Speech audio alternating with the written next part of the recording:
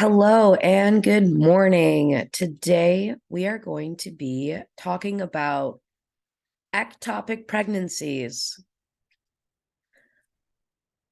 So for today's objectives, we have what is an ectopic pregnancy, signs and symptoms of an ectopic pregnancy. Let's talk prevention, treatment options, what causes ectopic pregnancy, how does ectopic pregnancy affect women across the lifespan, and what should you do if you need help. So what is an ectopic pregnancy? So an ectopic pregnancies are pregnancies where the embryo implants outside of the uterus. 95% of ectopic pregnancies are in the fallopian tubes. Ectopic pregnancies in the fallopian tubes now are 70% in the amula, and other locations are the abdominal cavity, ovaries, and the cervix. Those are a little bit more random, but sometimes people have had abdominal pregnancies.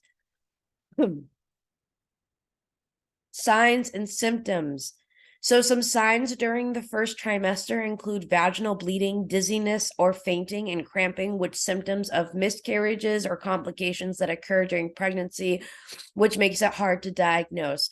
I just really wanted to emphasize that. So ectopic pregnancies are very hard to diagnose because they mimic things that are regular complications or a miscarriage in the first trimester. There are no clear signs of ectopic pregnancy that can be concluded before an ultrasound. So if you feel funny, you have to go to a doctor immediately. If you've ever had an ectopic pregnancy before too, you definitely have to have that conversation with your doctor to make sure that you're not having another one. Late stage diagnosis can cause hemorrhaging in the abdominal cavity. So that means that if an ectopic pregnancy is caught too late, you can start to hemorrhage, internal bleeding, or tube rupture, which can result in shock or death. So let's talk prevention. Ectopic pregnancies can not only be prevented, but there are risk factors that can increase your chance of having an ectopic pregnancy. So some high risks are if you've had tubal surgery before. So if you've had one of your tubes removed, if you've had an ectopic pregnancy before and they didn't remove your tubes, they just removed the egg, you're at a higher chance, 21%, of having another ectopic pregnancy. If you've had a tubal ligation and you somehow managed to get pregnant again, it has happened before. That goes into the second one, where if you've had a tubal ligation, you're a 9% chance of having an ectopic pregnancy. Previous ectopic pregnancy persons have an 8.3% chance of having another one. Moderate to low risk factors: infertility, multiple sexual partners, previous STIs. That's mostly if you've had in PIV, so pelvic inflammatory infections. If you smoke cigarettes or do vaginal douching, those are all within like the 5% chance of being a risk factor. So if you're trying to get pregnant, be mindful of these, but they're not an inherent causation of ectopic pregnancies. So treatment options and medication. So it's really important to know that when you have an ectopic pregnancy, this pregnancy is not viable at all. This will never grow from an embryo to a fetus to a baby. There's never been a successful transfer of an ectopic egg into the uterus to be born. It's not a viable pregnancy. Ectopic pregnancies can survive, they're not viable.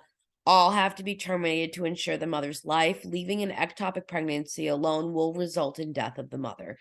That is the only result. It won't ever go, it won't go away, it won't fix itself. It will result in death. So there's a few ways to terminate the embryo. So there's methotrexate, which is a chemotherapy and immunosuppressant drug.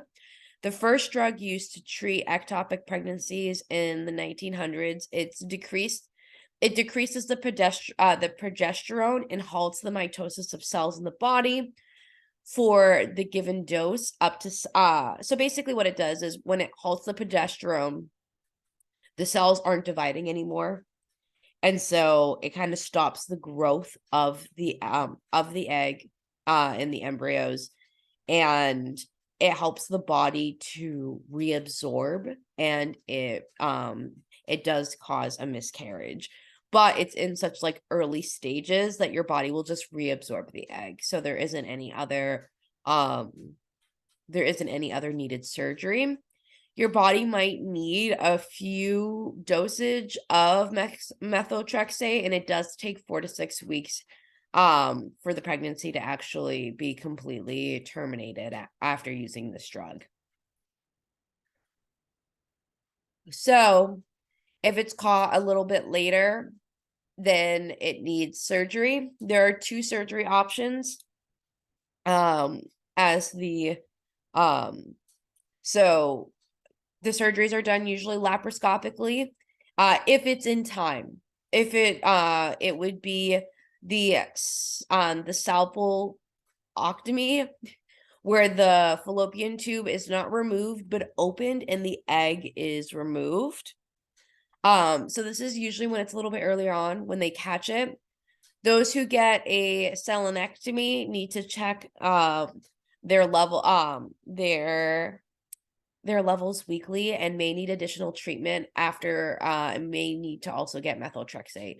So just to sum that up, if you keep the fallopian tube and they are able to remove the egg, they have to make sure that it's not being stubborn, and they might have to give you methotrexate after to make sure that the egg was completely reabsorbed by the body. Just, to make sure that because sometimes it can be a tricky pregnancy and sometimes they can be really stubborn. In cases with internal bleeding and it's a little bit later on, then they'll or if it's a repeat ectopic pregnancy or there's damage that's more than 5 centimeters, they'll have to do a solenectomy, which is where you remove the entire fallopian tube.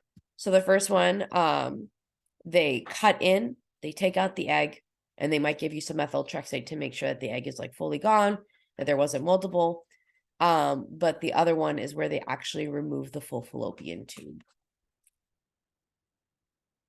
When it talks about possible causes of like what can cause an ectopic pregnancy, there's no one definite cause of an ectopic pregnancies, but some things that can cause it are hormonal balances, abnormal egg development, inflammation of the fallopian tubes caused by an STD such as gonorrhea, chlamydia, or other bacterial infections, or PID, so pelvic inflammatory disease, or having an ectopic pregnancy before. Like we had mentioned previously, if you've had an ectopic pregnancy before, you're at a much higher chance of having it again.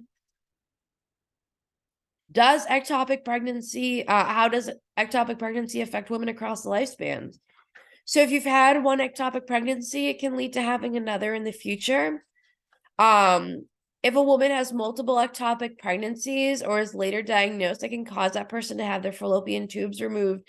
This can cause difficulties in pregnancies, or it may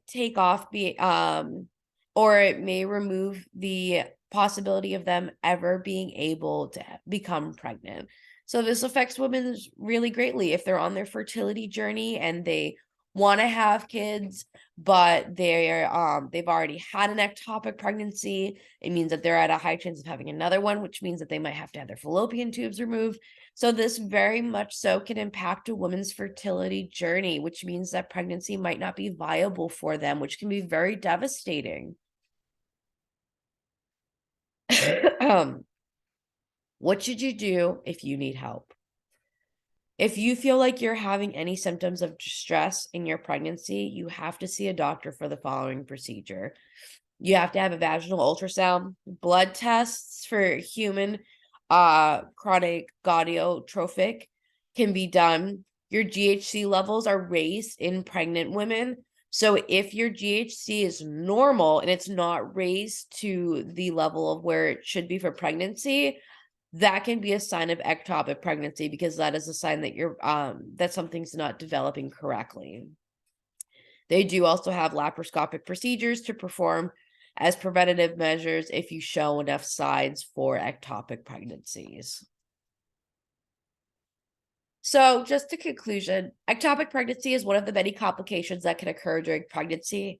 It can be hard to track and may be asymptomatic or mimic other conditions until it's too late. It's important to not only advocate for yourself if you know something is wrong with you during your pregnancy, you have to advocate for yourself.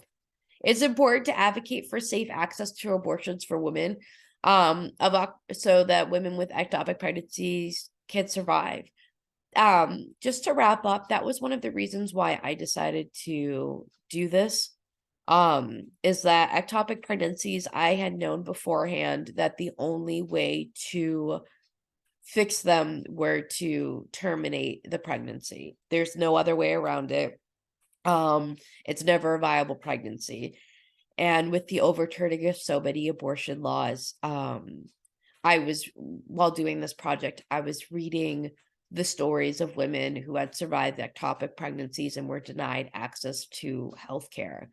And so it's all interconnected. It's never just a political issue. It's a health issue. It's a public safety issue. We need access to safe abortions because it is a medical procedure, and there are women who would die without it. Well, thank you for listening. And I look forward to hearing what you have to say. All right. Thank you so much.